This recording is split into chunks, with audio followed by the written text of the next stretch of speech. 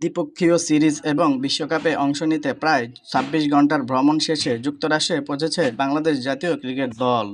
আজ শুক্রবার বাংলাদেশ সময় ভোর ৪টা ২০ মিনিটে যুক্তরাষ্ট্রে ল্যান্ড করে টাইগারদের বহনকারী বিমান। টেক্সাসের হিউস্টনের জর্জ বুশ ইন্টারন্যাশনাল এয়ারপোর্টে ল্যান্ড করে বাংলাদেশ দল। বিশ্বকাপের মেগা আসর শুরুর আগে এই শহরেই স্বাগতিক যুক্তরাষ্ট্রের সঙ্গে ৩ ম্যাচের টি-২০ সিরিজ খেলবে বাংলাদেশ। মূলত বিশ্বকাপের আগে ইউএসের কন্ডিশনের সঙ্গে মানিয়ে নিতে সিরিজ খেলতে এসেছেন টাইগাররা। এবারে আগেভাগে বিশ্বকাপে অংশ নিতে দেশ ছেড়েছে বাংলাদেশ জাতীয় ক্রিকেট দল। দ্বিতীয় দল হিসেবে যুক্তরাষ্ট্রে পা রেখেছেন তারা। এখানেই ১ জুন শুরু হবে ২০২৪ টি-২০ বিশ্বকাপের নবম আসর, যেখানে আয়োজক হিসেবে আছে ওয়েস্ট ইন্ডিজও। অবশ্য আগভাগে উড়াল দেওয়ার কারণও আছে। বিশ্বকাপের মেগা আসর শুরুর আগে এই শহরেই স্বাগতিক যুক্তরাষ্ট্রের সঙ্গে ৩ ম্যাচের টি-২০ সিরিজ খেলবে বাংলাদেশ দল।